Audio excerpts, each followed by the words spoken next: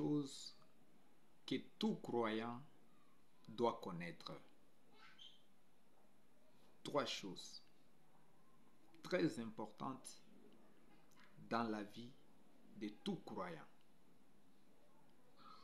La première des choses, ce que tu dois connaître en tant que croyant, c'est que le salut n'est pas collectif. Le salut n'est pas collectif, mais le salut est individuel. La Bible dit, deux personnes seront sur un même lit. L'une partira, l'autre va rester. Alors ne sois pas aveuglé ou embrouillé par le mouvement de masse. Ce n'est pas parce que vous entrez dans une église à 1000, à 500, à 50 000 ou 100 000 que vous tous, vous avez le salut ou vous tous, vous irez au ciel. Non et non. Ça, il faut enlever de ta tête, mon frère, ma soeur. Et donc, tu dois travailler sur ton propre salut. Et pour avoir le salut, il faut croire dans le cœur et confesser par la bouche. Si tu ne gardes pas ton salut, tu seras surpris. Ce n'est pas parce que tu es membre d'une telle église ou telle communauté que tu iras au ciel. Souviens-toi, le salut n'est pas collectif, mais le salut est individuel. Chaque jour quand tu te réveilles, pose-toi la question, qu'est-ce que je fais pour conserver mon salut jusqu'à ce que Christ va revenir?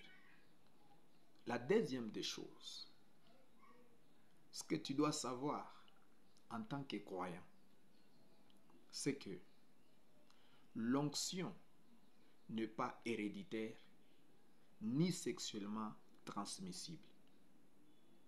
Parce que souvent, nous assistons à un phénomène un peu bizarre, excusez le terme.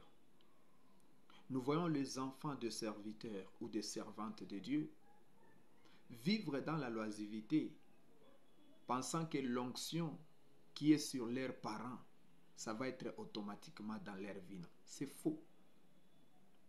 Si ton père a une onction, c'est une onction liée à son appel. Si toi tu veux servir Dieu, tu dois chercher ton onction à toi. Et il y a d'autres maris ou femmes. Le mari c'est un pasteur. Et vous voyez la femme vivre dans la loisivité, pensant que même après la mort de son mari, elle continuera à bénéficier de cette onction-là. Non. Quand le mari est parti, eh bien c'était fini. La femme a commencé à souffrir parce qu'elle pensait que l'onction était sexuellement transmissible. Nous voyons beaucoup de prophétesses dans ce monde. Elles sont connues, mais leurs maris ne sont pas connus. Et donc l'onction n'est pas sexuellement transmissible. Pour avoir l'onction, ça dépend de l'état de ton cœur et de ton degré de consécration. L'état de ton cœur et les degrés de consécration. Voilà les deux choses qui peuvent te donner l'onction. Mais l'onction n'est pas héréditaire. L'onction n'est pas sexuellement transmissible. Donc, si tu as besoin d'être oint, prépare ton cœur et consacre-toi à chercher le Seigneur. La troisième des choses, c'est la richesse. Il est vrai que nous sommes la postérité d'Abraham. Nous sommes bénis. Mais lorsque nous sommes en Christ, ayant la bénédiction de Dieu, la richesse n'est pas automatique. Ça demande une discipline et une manière de s'aimer. Donc si tu veux être riche ou si tu veux manifester la richesse, la sémence de la richesse qui est en toi, premièrement, tu dois avoir une discipline personnelle. Et deuxièmement, tu dois s'aimer de la bonne manière.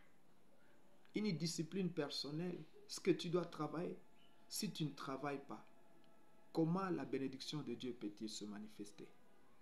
Peut-elle plutôt se manifester? Ça sera difficile. Et donc, travailler va ouvrir une porte pour toi. Et tu travailles de quelle manière? Mais aussi ta manière de s'aimer. C'est la main qui donne, c'est la main qui reçoit. C'est la main qui donne et c'est la main qui reçoit. Donc voilà les trois choses que je voulais te partager. Le salut n'est pas collectif, le salut est individuel. L'onction n'est pas héréditaire ni sexuellement transmissible. Ça demande une consécration, mais la richesse n'est pas automatique. Ça demande une discipline et une manière de s'aimer. Que Dieu vous bénisse. Votre serviteur, Dr. Adim Kalalalik. Bye bye.